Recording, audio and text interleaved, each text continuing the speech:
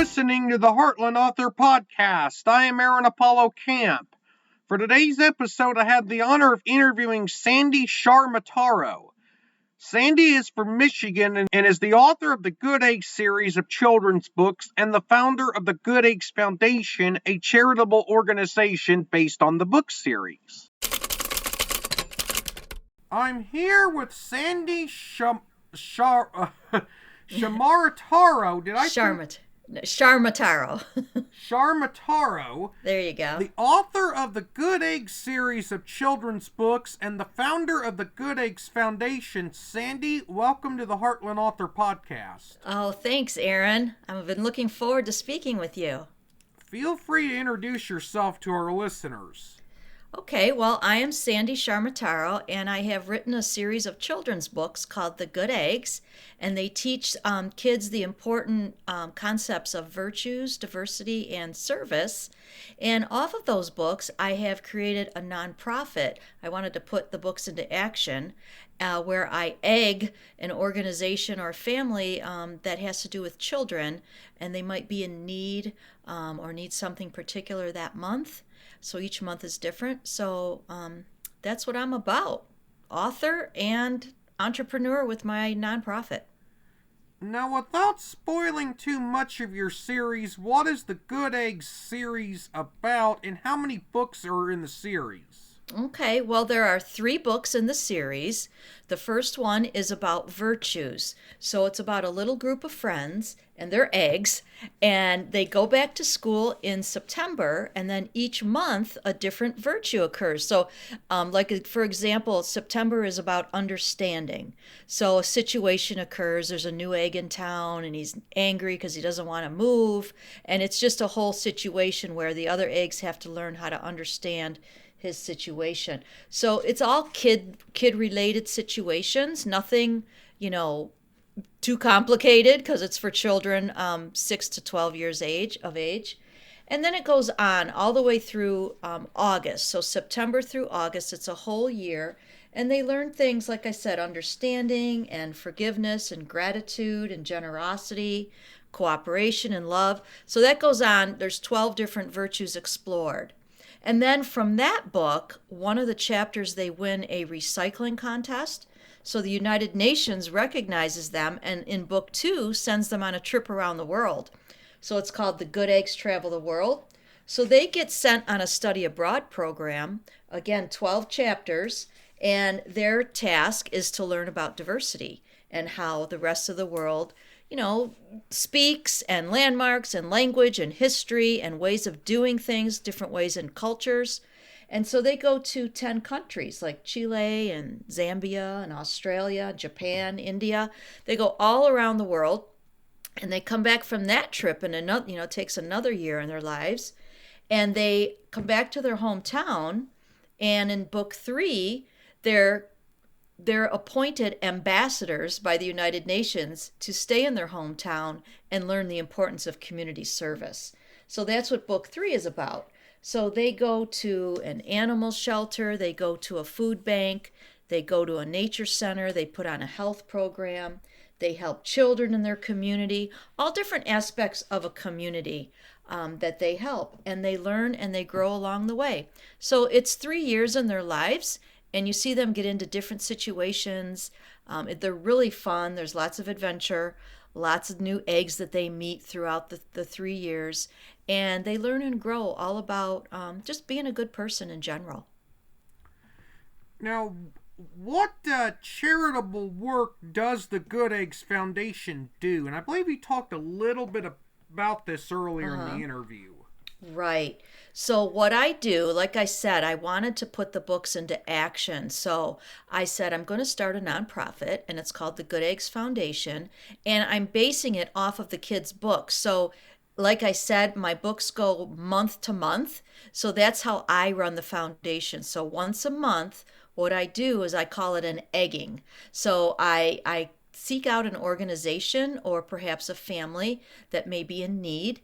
And I say, what do you need for this month? Or how can I help you? And they'll tell me things like, I just egged a man who builds beds for kids coming out of homelessness. So he said he needed bedding for those beds. So I went and got a whole bunch of bedding, the bed in the bags, and brought them over to him and said, "You've been egged. Here you go."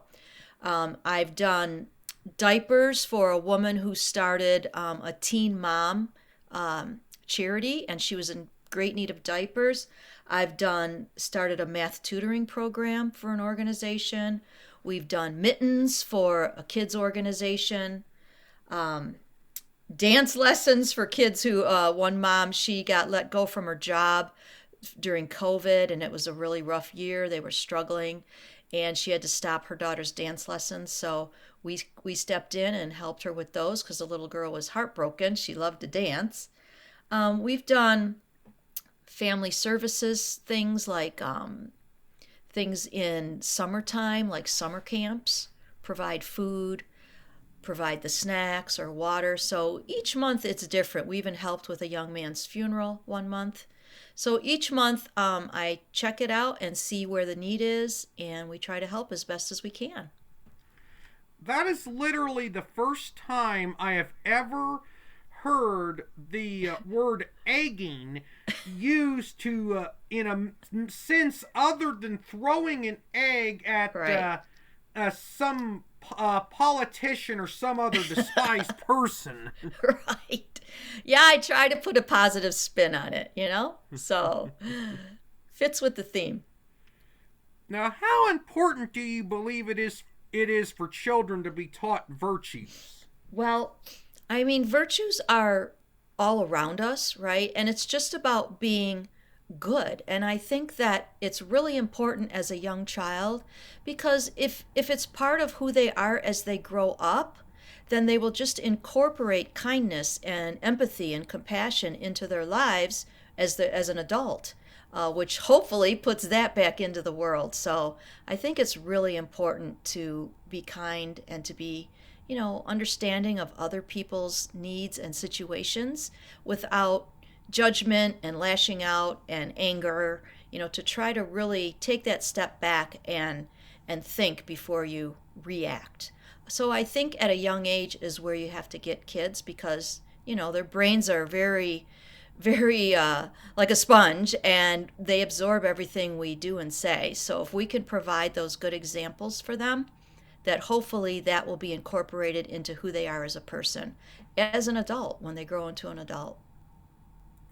Now, is the Good Egg series of books self-published or traditionally published?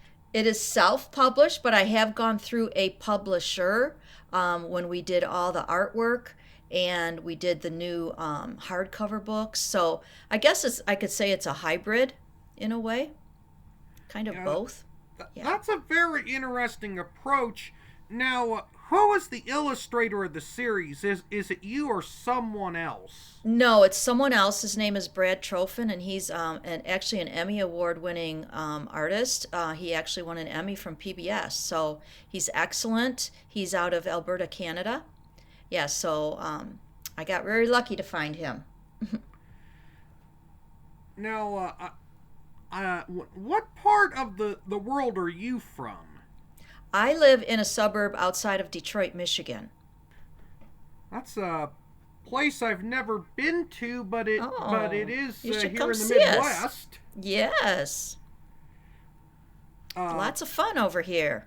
Where are you, Aaron? I'm in Westville, Illinois, which is closer Oh, to Terre Haute, Indiana than Chicago, to give you a general got it. idea what part of Illinois it's in. It's in the east Got it. central part of the state near the Illinois-Indiana border. Okay. Got it. Okay.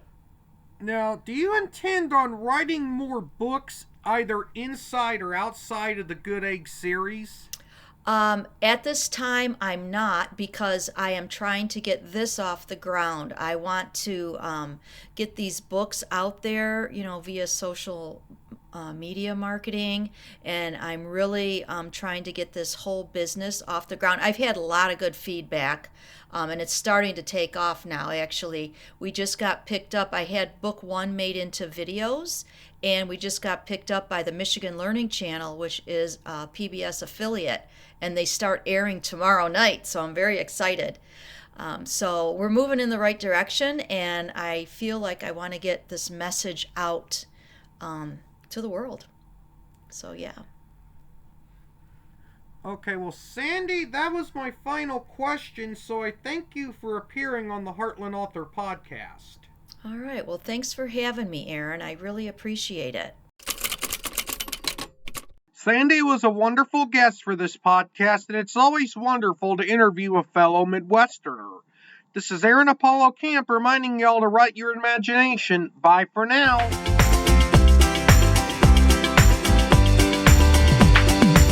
You can learn more about me and my book writing projects at campaaronapollo.wixsite.com/author AAC. You can follow me on Twitter and Facebook at author AAC and on Instagram at AAC Scribe. Copyright 2022, Aaron Apollo Camp, all rights reserved. This podcast episode is intended for the private listening of our audience. Any reuse or retransmission of this podcast episode without the express written consent of the podcast host is prohibited, except under fair use guidelines. Royalty-free music and sound effects obtained from https://www.zapsplat.com.